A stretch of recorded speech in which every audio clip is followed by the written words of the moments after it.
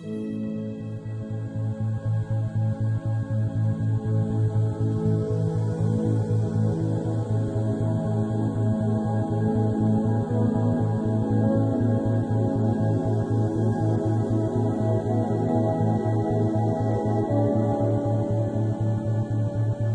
dans ce processus, pour moi, il n'y a pas d'ego. C'est-à-dire que, effectivement, tu l'as dit très bien, on a tous un ego et c'est formidable. Et on va justement apprendre à aimer notre ego. Parce que si on ne l'avait pas eu petit, on ne serait pas ici à en parler. Hein, parce qu'il nous a justement protégés, il nous a permis de survivre à ce monde sans pitié pendant qu'on était enfant, entre guillemets. Hein, à l'école, par exemple, Patrick, il t'a permis de survivre en étant révolté, par exemple, contre le système. Ça t'a permis de survivre au système. D'accord ? Donc, notre ego doit être aimé, effectivement, et ça va être le travail aussi à faire. Les pensées, pour moi, c'est pareil, parce qu'on entend souvent, vous n'avez peut-être pas forcément ce concept-là, mais il faut faire taire le mental, faut penser positif. Oui, bah c'est spirituel. Hein. Penser positif, arrêter les pensées négatives. Dans ce que je propose, c'est tout l'inverse, c'est-à-dire que tout est légitime. Tout. Les pensées, les émotions. Et il n'y a pas de pensée négative ou positive, ni d'émotion positive ou négative. Tout doit être accueilli pour ce que c'est. L'objectif du travail, c'est quoi? C'est arriver donc déjà à voir nos souffrances, à les accueillir, à les aimer inconditionnellement. À aimer tout de nous inconditionnellement. Alors, on est d'accord que accepter de souffrir, effectivement, on n'aime pas trop ça. C'est justement ce qui nous pousse d'ailleurs à trouver des solutions. D'accord? Donc, on va fuir. Oui, fuir. Ou être dans le déni, voilà. Ou l'alimentation. Mais le truc, c'est que, en fait, le secret, c'est justement, quelque part, d'accepter justement le fait que, de toute façon, si on souffre, c'est là. C'est présent. C'est qu'il s'est passé quelque chose et on souffre. On va faire le chemin inverse, c'est-à-dire on va accepter justement ce qui est là, plutôt qu'essayer de le fuir. Et on va aller voir de quoi ça nous parle. Et on va aller accueillir justement ces émotions, ces pensées qu'il y a à l'intérieur de nous, en se mettant en posture justement d'accueil. Cette posture qu'on cherche depuis qu'on est né à l'extérieur, quelqu'un qui puisse enfin nous accueillir, nous aimer, nous accepter tel que l'on est. Et bien le secret, ça va être de s'apporter ça à soi-même. Mais voilà, le secret, entre guillemets, c'est ça. C'est arriver à justement accepter tout ce qu'on est de manière inconditionnelle. Même la partie de nous qui n'accepte pas. Ou qui refuse de souffrir. On a des parties de nous, alors je parle de parties de nous d'un coup, vous vous demandez peut-être ce qui se passe. Imaginez, on est là, on a une blessure de rejet, on va repartir sur le rejet. Quand on pense à quelque chose, vous avez remarqué, quand il y a des émotions, un mental, parfois ça se bouscule un peu dans nos têtes. Hein. On a oh là là, je souffre, et puis l'autre qui dit ouais, bon, allez, bouge-toi, passe à autre chose. Et puis, puis ce qui passait quand même à l'enfance, ça parle à l'intérieur de nous. T'as fait l'âge que t'as, lâche prise quand même. Hein, il serait temps de. Bien sûr, c'est mon mot préféré. Je dis ça à tout le monde. On est adulte, c'est bon. On n'est pas mort de ce qu'on a vécu enfant. Lâche prise. Ce que tu disais tout à l'heure. Oui, la fessée. Voilà. Tout ça, ça se bouscule dans nos têtes et finalement, on a. Pour une notion, une blessure ou un événement qui s'est passé traumatique dans l'enfance, on a récupéré plein de parties de nous, plein de pensées et d'émotions contradictoires, complètement. Vous voyez où je veux en venir dans les pensées contradictoires qui se bousculent, le juge, le critique, toutes les pensées contradictoires. Je suis une mauvaise personne. Ouais, voilà, oui, les gens m'aiment pas. Oui, voilà, parce qu'il va y avoir dans la rejet la victime, oui. On va l'entendre effectivement, se dire ouais, je suis nulle, de toute façon, c'est normal.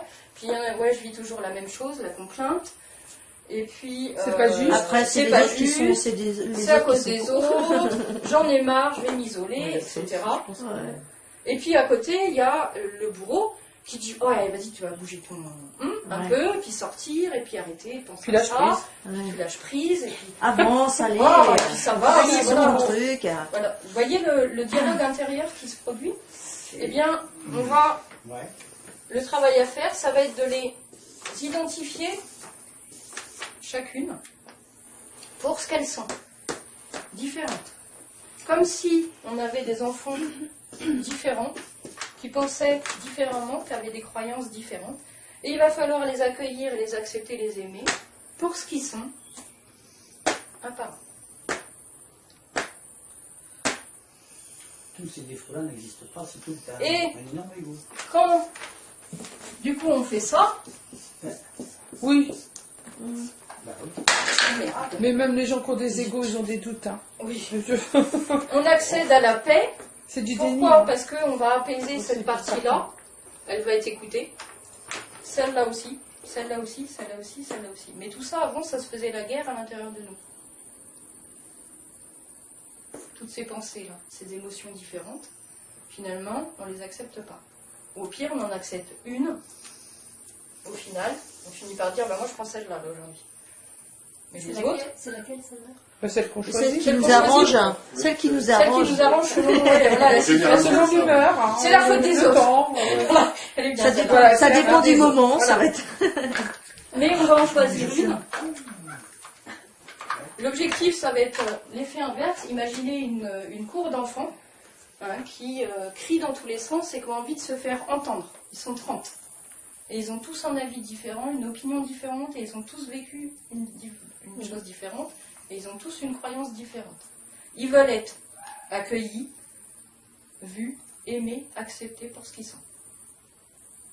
Ben, on va les recevoir un par un dans le bureau de la maîtresse, et on va leur apporter de l'écoute, de la compréhension, de la bienveillance et de l'amour.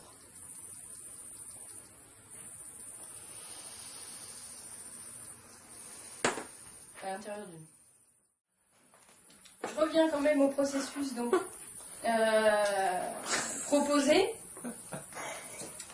Du coup, d'aimer tout ce qui est et tout ce qui nous compose, et de nous accorder justement cette écoute et cette bienveillance et cette compréhension qu'on cherche à l'extérieur. Les autres Rapide. rappliquent direct. Hein. Hop. J'ai envie Je suis d'être pas d'accord. écoutée. Ce qui se passe là à l'extérieur, quand on a un débat sur une conversation, on n'est pas d'accord parce que plein d'autres choses, et on a tous raison. Ben, c'est ce qui se passe aussi à l'intérieur. Donc, c'est-à-dire quand on commence à en écouter un, il y a l'autre qui arrive et qui fait ah ben non, moi je suis pas d'accord parce que si, parce que ça, ou du coup tu n'aurais pas pensé ça, ou voilà. Du coup ça se rapplique forcément parce que on a commencé à écouter. Quand on commence à écouter, ça se met en place. Le truc qui se passe généralement, c'est qu'on n'écoute pas. Et ça tourne en boucle. Après, le corps, il s'exprime quand vraiment on n'écoute rien du tout, ni les pensées, ni les émotions. ouais. Et c'est comme ça qu'on a mal des fois. Et c'est là que ça va venir se rappeler à nous et c'est assez violent. Et quand tu te rends vraiment pas du tout compte, ben, ça finit par un burn-out. Voilà. Dépression, burn-out, ou d'autres choses aussi. Voilà. Parce qu'effectivement, on a nié pendant trop longtemps et d'un coup, ça explose. Quoi. Et il y a besoin, ça a besoin d'être vu. Parce que du coup, ça a fait un peu effet cocotte-minute. En tout cas, voilà, on a beau, effectivement, et souvent d'ailleurs, la fuite nous fait déménager, changer de boulot, changer de relation, faire des choses pour fuir la situation, alors qu'en fait, ben, c'est pas en la fuyant qu'on va la régler. On va la retrouver plus tard. Effectivement, je parle des choses négatives parce qu'on a tous, et surtout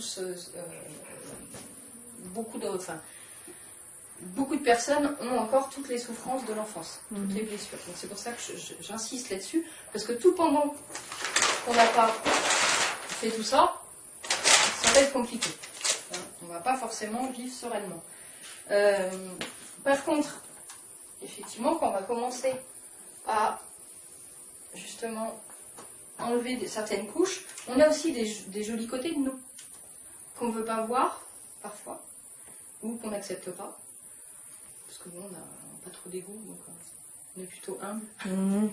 Ça peut arriver ça aussi. Donc on n'accepte pas des fois certains côtés de nous, ou des choses qu'on ne voit pas aussi, des qualités qu'on a mais qu'on ne voit pas. Voilà. Et effectivement, ça nous parle aussi de ça. C'est-à-dire que nos qualités, on a aussi des belles choses, on a des espèces de, voilà, de pépites de qualité qui sont là aussi. Et donc l'autre va, quelqu'un qui nous inspire par exemple, va nous servir justement de miroir, dans le sens, on va dire, oh c'est génial, j'aimerais trop être comme ça, par exemple, je donne un exemple, hein. Eh bien ça va nous inviter justement à reconnaître que nous aussi on peut le faire, et à aller vers ça. Parce qu'on a cette qualité à l'intérieur de nous, on a peut-être cette capacité ou cette compétence à l'intérieur de nous, mais on ne l'a pas développée, parce qu'on n'a pas confiance en nous, on n'a peut-être pas d'estime, etc. Et justement, à force d'enlever les manques de confiance, les manques d'estime au fur et à mesure des blessures, eh bien, on va pouvoir dévoiler les capacités qu'on a aussi naturellement, les choses positives pour le coup. Et effectivement, accueillir le positif, oui, je le dis souvent, il faut absolument accueillir le positif. Oui, tu te remets forcément dans quelque chose de très agréable, on est bien d'accord. Mais après, il faut choisir, et c'est la responsabilité que tu as, entre guillemets, tu la prends ou tu la prends pas, c'est-à-dire que tu te mets dans une position où tu sais que de toute façon, inconsciemment, à l'intérieur de toi, ça a des conséquences. D'accord ? Donc, soit tu en prends la responsabilité ou pas. Donc, c'est vrai que c'est pas agréable de le revivre, on est bien d'accord, hein, c'est pas. Voilà. On fait tout pour fuir notre souffrance. Là, du coup, je propose le chemin inverse. Donc, on rame un peu, hein. On n'a pas envie, hein, de. Mais. La clé, c'est que justement, en y plongeant dedans et en acceptant ce qu'on vit, en acceptant ce qu'on ressent, en acceptant ce qu'on est, eh bien justement, ça va enlever la souffrance. Alors, rien qu'en acceptant, en te disant, bon voilà, il s'est passé ça, ça m'envoie certainement des choses que pour l'instant je ne sais pas, mais bon, je l'accueille, je l'accepte, d'avoir réagi comme ça. Et ça, progressivement, ça va te permettre d'aller vers la compréhension, enfin, un mieux-être en fait. C'est ça. Un apaisement du coup de tout ce qui est à l'intérieur de toi. Alors le truc c'est que c'est pas mental, hein, attention. Hein. Ce que je propose c'est pas une méthode mentale. Là je suis obligée de parler de mental, entre guillemets, pour que vous compreniez le processus. Mais l'écoute elle est intérieure. C'est un dialogue intérieur. C'est quelque chose qui se vit, qui s'expérimente à l'intérieur de nous. Le mental il peut pas comprendre en fait. Il va falloir le vivre pour le comprendre. Parce que c'est cette posture d'amour qu'on va se donner, d'écoute. Il va falloir écouter les blessures. Il va falloir voir les stratégies de protection, parce qu'on n'en a pas forcément conscience de quelles stratégies on met en place de protection. On va avoir des parties de nous qui nous défendent. C'est notre ego qui essaye de faire en sorte qu'on ne souffre pas, et qui a fait en sorte qu'on ne souffre pas enfant. Donc tout ça, ça va être, quand on dit par exemple qu'on a des blocages, des choses qui... Eh bien, il va falloir aller rentrer en dialogue avec ces parties-là de nous aussi. Donc c'est tout un processus d'écoute intérieure. Je peux discuter, Julien. Donc, ce que je propose effectivement, c'est un accompagnement personnalisé où je vous fais expérimenter l'écoute intérieure. Cette écoute intérieure de cette posture d'amour envers soi-même, d'écoute, de bienveillance, de compassion,